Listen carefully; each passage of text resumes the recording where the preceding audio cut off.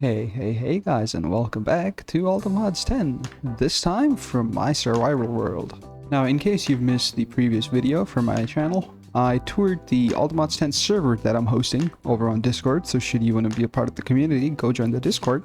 And of course, if you don't want to miss any more videos, you know what to do. See it in the bottom right there.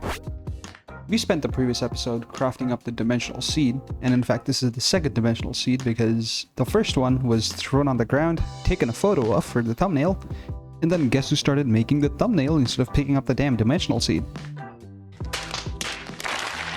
Anyways, in between episodes, I've gone ahead and made a crafting recipe for creative essence. Once again, super simple crafting recipe, literally just 5 ingredients, just like that, and that's just gemstones, like so. Super simple, like as mentioned before. There we go. And also, if my trash slot is anything to go by, I have continued to expand my self-aware dragon model collection. And oh yeah, also in between episodes, I happen to make the quantum upgrades, 7 of them. I believe I do need to auto-craft up one more, and I'll probably sort through that later. Those machines there need a little bit of babying, so that's for AFK case I have to deal with. And that then leaves me with these 4 items to craft up the ATM star. And if I am to continue in my counterclockwise or clockwise fashion, I either have to go with the pulsating black hole, which requires me to get into occultism as well as roots, or I get to go down the route of the dragon soul. Now, given the context of the previous episode where I made this massive machine underneath me to make the infused dragon's breath, and the fact that I've been working on Ender Dragon data models, you would be successfully correct in assuming that I'm going for dragon souls. However, Case of the Future is gonna have to deal with productive trees. In fact, should you not really understand the depth of the problem or the situation I found myself in, the sapling required here is the Socotra dragon sapling, and that happens to be right here with this little star on its forehead because it's needed for the ATM star.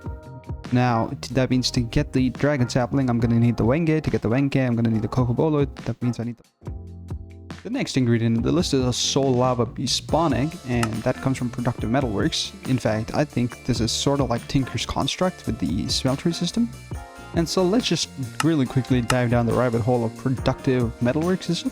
Yeah, it again has 8 casts and a foundry system, and I think putting a foundry right here, too much, right here, would be the perfect spot, because of course it's all about balance, and I've used the left side of my base a little bit too much. It's the right side's turn. 200 fire clay, go smelty smelt. Perfect. These bad boys turn into one of these, the foundry controller, and I just make one of these, and I'm assuming I would need some sort of tank as well. And if the Tinker's construct foundry is anything to go by, I assume I would also need just fired brick type of material in general. Is there just, oh yeah, black fire bricks constructed just like so. I'll make a stack. Perfect. Let me now completely go off of assumptions and just start placing down these materials and see what happens. So if I right click this, structure is invalid, missing structure blocks. Cool. I'm just gonna build this up real quick.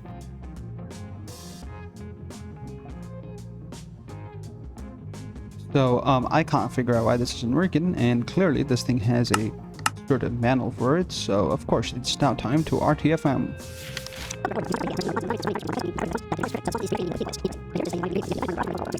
Aha, so it was a little bit different. Now this does also mean that my foundry won't work in these space constraints, so I'm gonna have to take all of this away and put it in this 7th wide spot right here.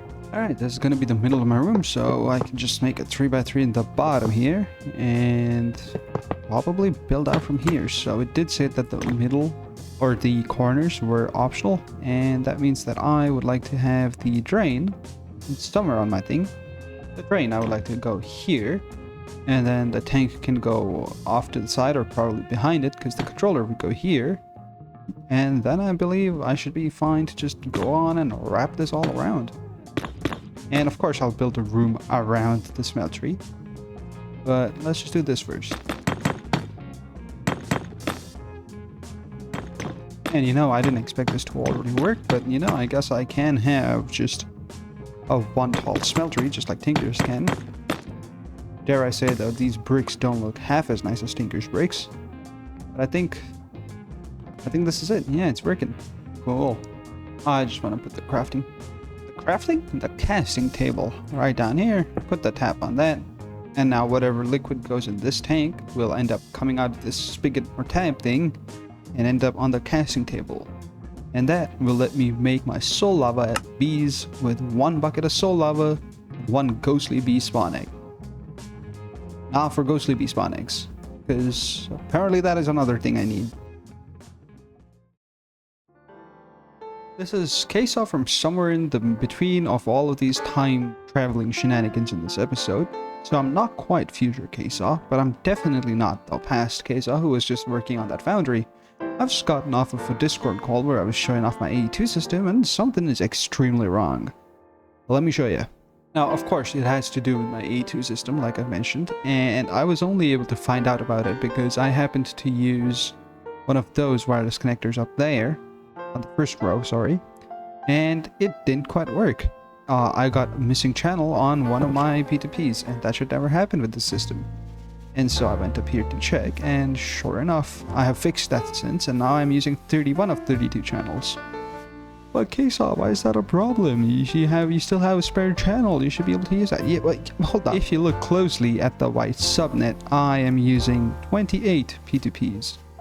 So you have 1 P2P there that is unlinked, 2, 3, 4, and 5. These 5 are carrying no channels. All the others are carrying at least a few channels going somewhere.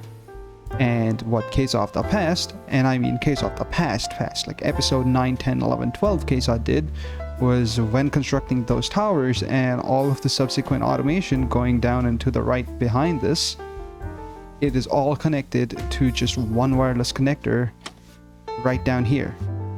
And this guy happens to be using 7 channels. Now what that means for my poor system is that I have used 7 channels worth of P2Ps from just one wireless connector, and since then have gone around and trying to balance out those 7 unused channels with other P2Ps being reused on those wireless connectors, if that makes any sense at all.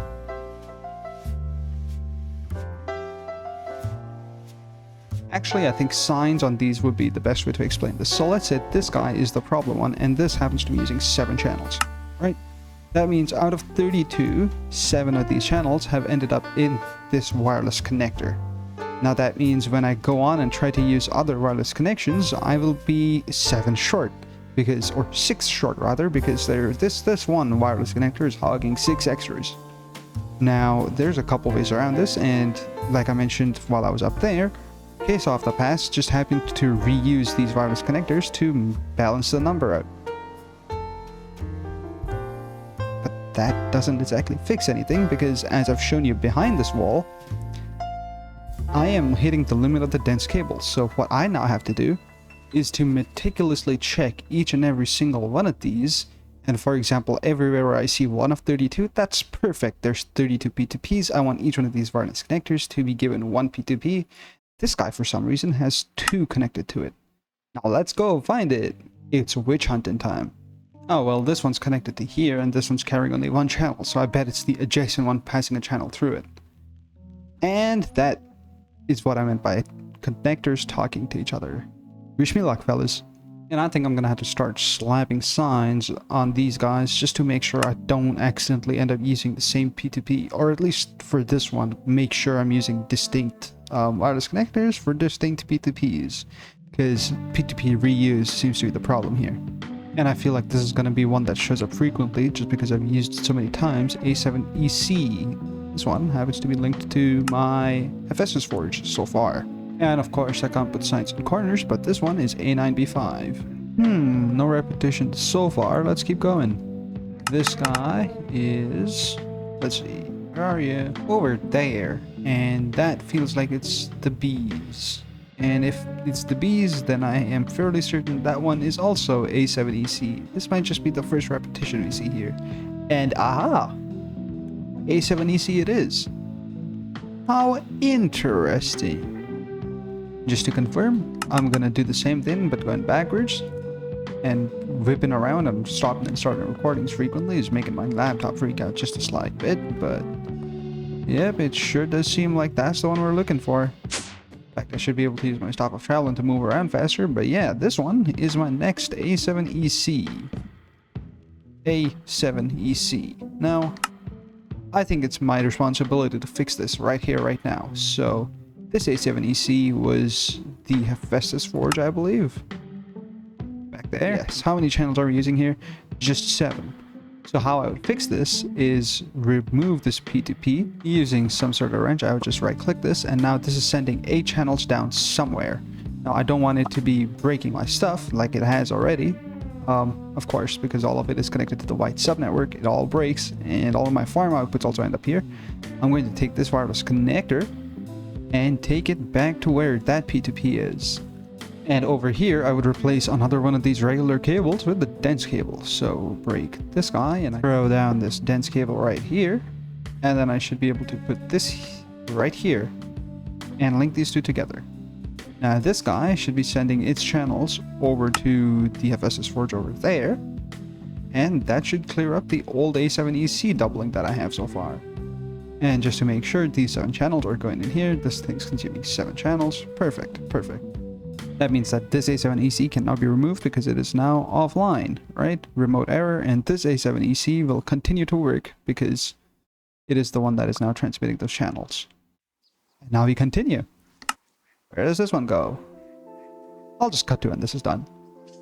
Okay, that took about an hour off of my life right now, but each and every single one of these is now connected to a distinct P2P that I have then taken a Certus Quartz cutting knife and just relabeled the things to distinguish each one of these.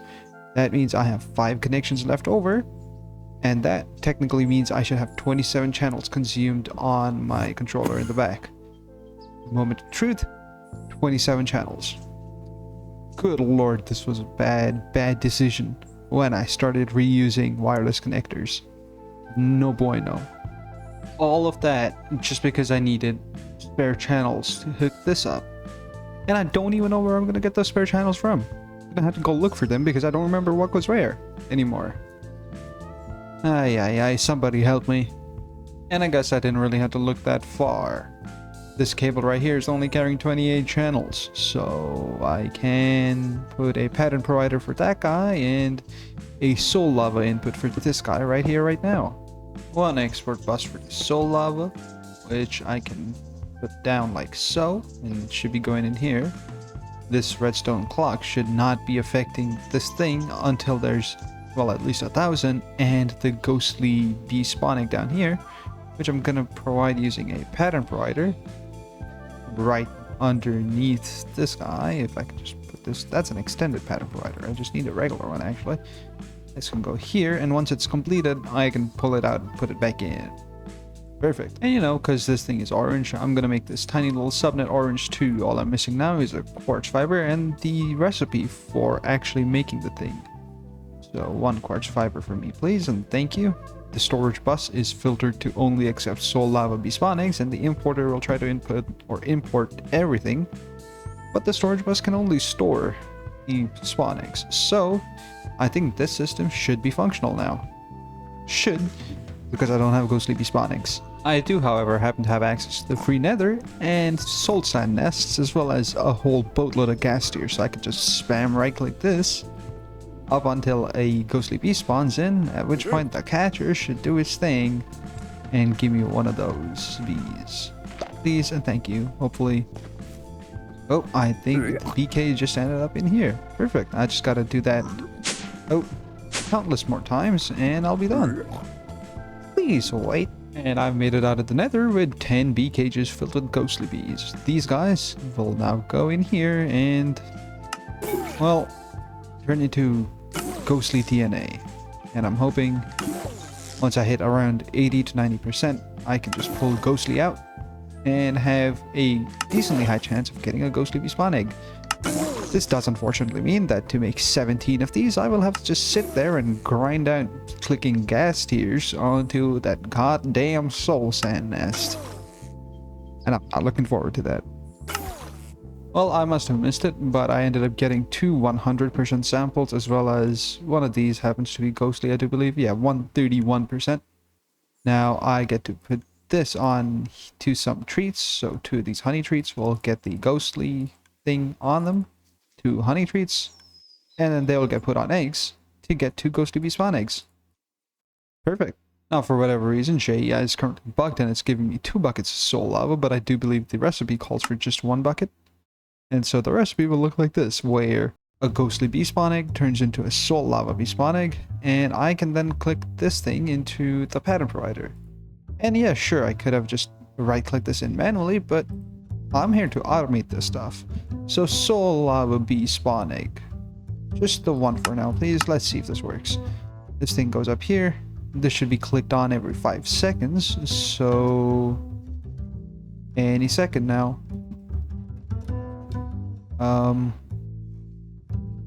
I don't think it's working.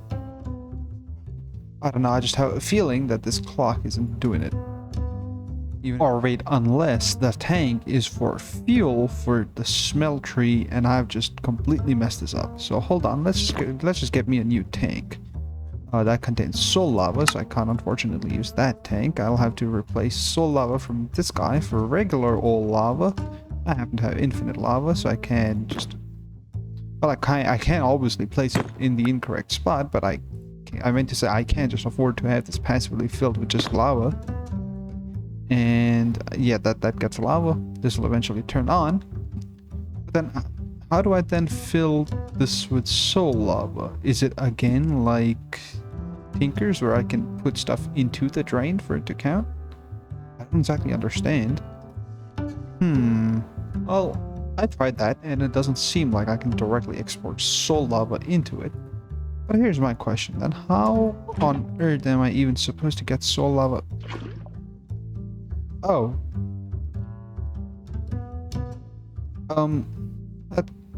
That helps me absolutely 0%.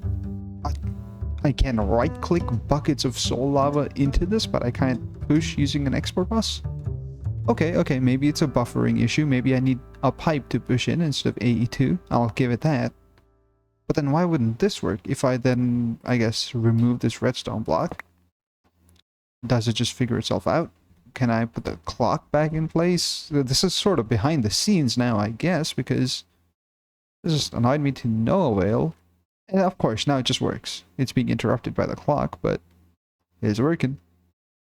I can set this back up to 100 ticks, so it doesn't tick as frequently.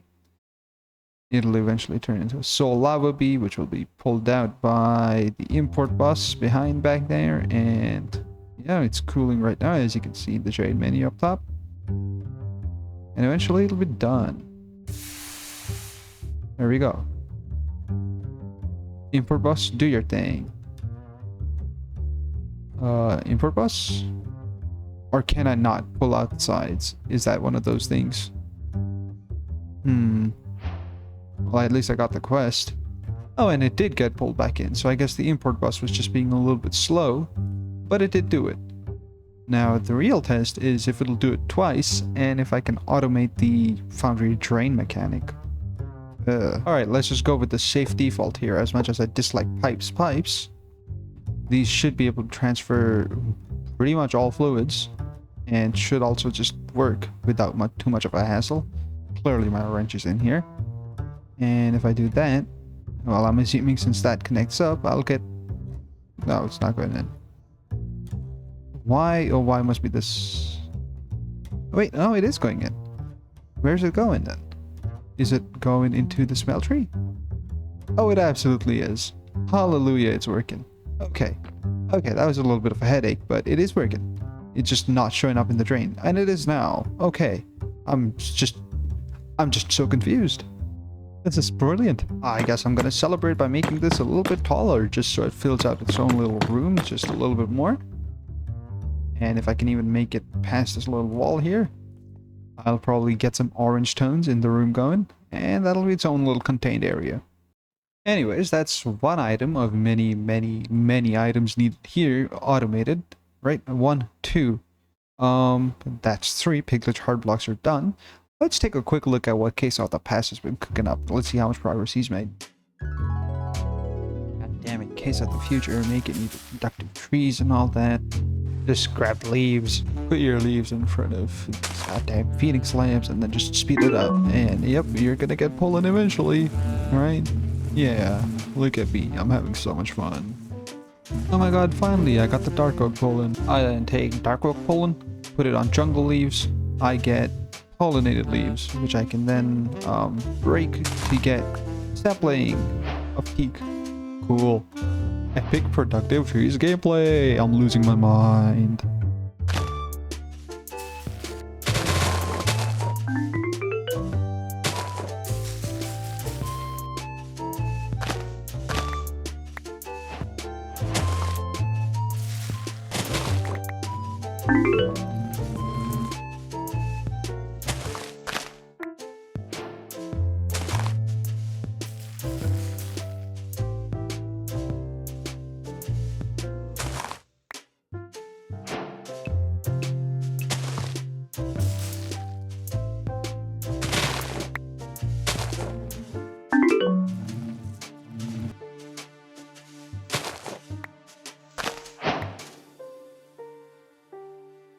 Apparently, Case Out the Past sent me a message.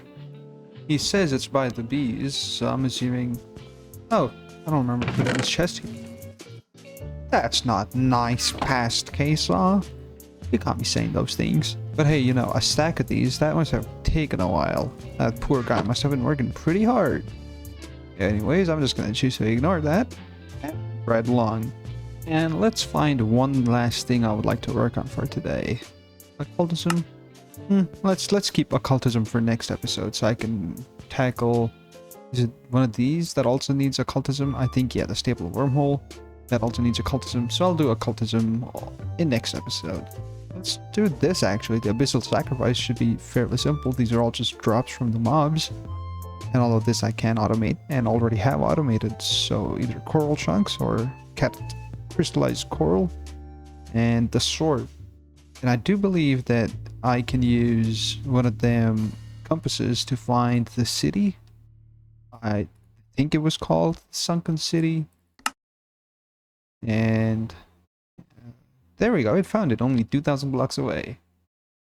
I'm just gonna spin around. And here we are.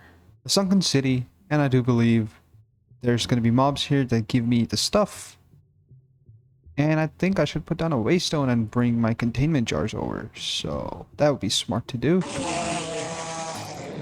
Deeplings just give me nautilus shells.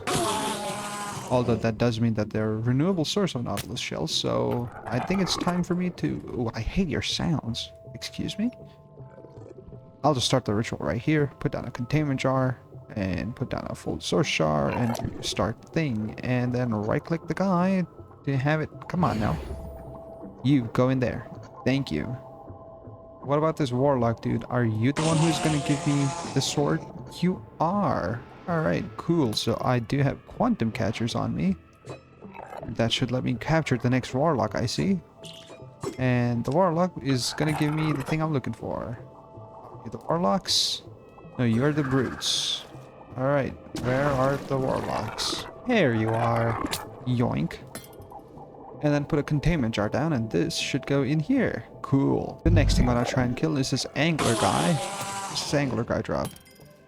Nothing impressive. Are we sure? Can I try that again? Yeah, the angler guy actually drops nothing. But hey, the lionfish drops something cool. It's a fish. Okay, anyways. Let's move on to the brutes. What's the brute drop? Also nothing. Well, that's a shame. Now let's kill the colossuses, or what are the big ones called? These guys, the coralsus. And drop nothing. Interesting. Oh, but it did drop a coral chunk, and I do need those to farm them. So the next coralsus I see, I'm capturing. And oh, hey, here's there's a geode right there, or at least budding amethyst and all that jazz. That's cool. You look interesting. You're a brute. Another coralsus. Perfect. Alright, let's now capture the coralsus. You, go in the containment jar. Oh, there's two of them right here. Did one of them make it in? Oh, the blue one made it in. Cool. I can get rid of the other one. And I mean, I'm looting around, and yes, there is loot. And of course, there's the gems and all this stuff, but I don't gotta mess with that because literal infinite damage here. And you know, the loot would have been cool, but at the same time, I'm way too late in the game for the loot to really matter for me. But I figured it was worth a look. There's nothing in the barrels or anything. I do want to know what the priest drops, but I, at the same time, don't want to kill the priest. So I think I'm just gonna capture him in the containment jar and then be done with that. Alright, priest.